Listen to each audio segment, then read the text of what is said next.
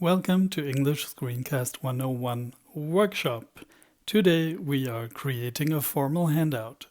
Formal handouts normally focus on giving the most relevant information of a given text in your own words. It's important to focus on structure, importance, clarity, and brevity. For your design, a hierarchical bullet point list is a great standard design choice.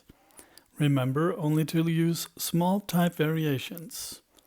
To make your handout interesting, use visual devices, for example, a photo, an illustration, a table, a graph, and so on. Together, let's work on a handout about the essay Paradox and Dream by John Steinbeck from 1966. Let's mark the first part of the text. I have chosen the color green to highlight any thesis, and I've chosen the color yellow to highlight any keywords or examples. Pause the video now and find the text online. Then mark up the text in two colors, or alternatively, write down the words in two columns. Here's what your result could look like. Let's create some structured notes now. Remember, the idea is to say things in your own words as much as possible. Let me read to you what I found. Thesis 1. As a people, Americans are restless, dissatisfied, intemperate, and searching.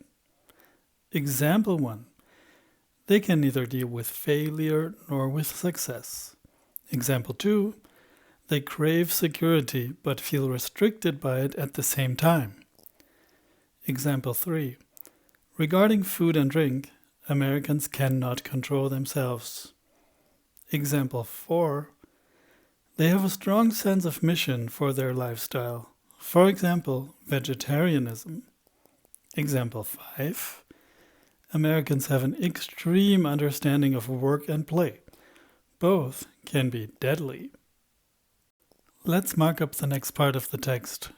If you haven't already, please find the text online and either mark it up or write down the words in two columns, one for a thesis, one for examples.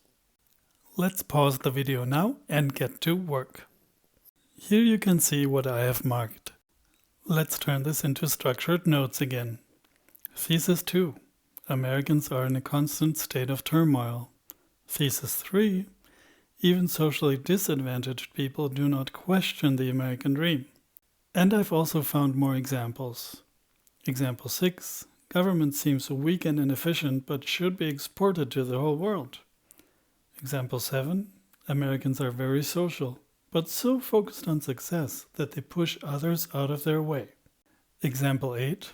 When finally successful, Americans spend a large part of their money on therapy. And example 9.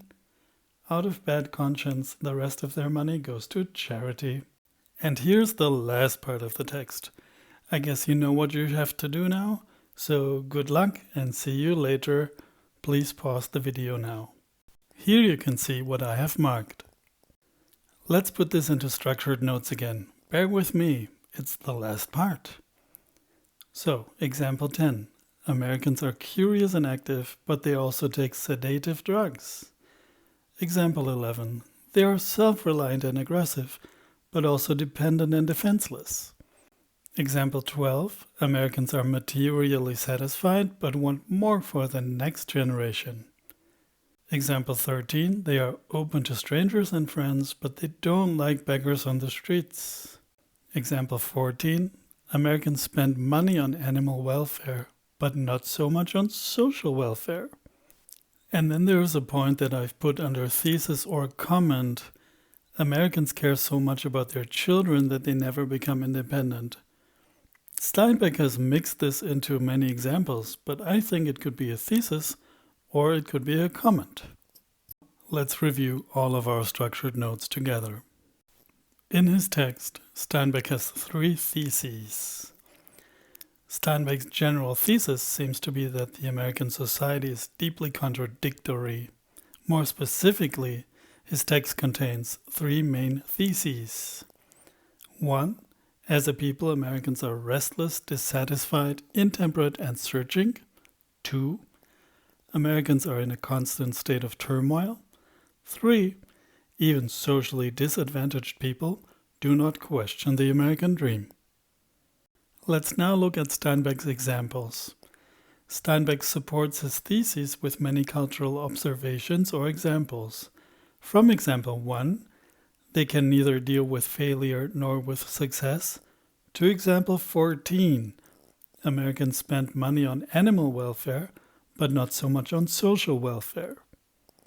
In addition to Steinbeck's thesis and his many examples, there's also criticism or a comment that Steinbeck makes about Americans and children. Americans care so much about their children that they, meaning the children, never become independent. So now we have all the material we need to make a great formal handout. Let's create a typed handout.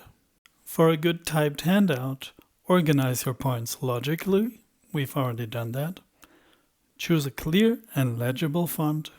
Make only a few design variations. Leave lots of space on the left and right. The readers might want to make notes. Create an interesting visual element and put your name, class, and the date at the top. Here is my first version. It has all the information that we have already gathered in an easy-to-read bullet point list. Looks a little boring, doesn't it? Let's make some design adjustments. That's the second version. I have created a box with the most important information. I've pushed the headline to the right, and I have drawn a little John Steinbeck. So, I'm pretty happy with this. What do you think? We've reached the end of our workshop about making formal handouts. I hope you liked it. If you have a question or a suggestion, please email me or leave a comment below the video. Thanks for watching and bye-bye.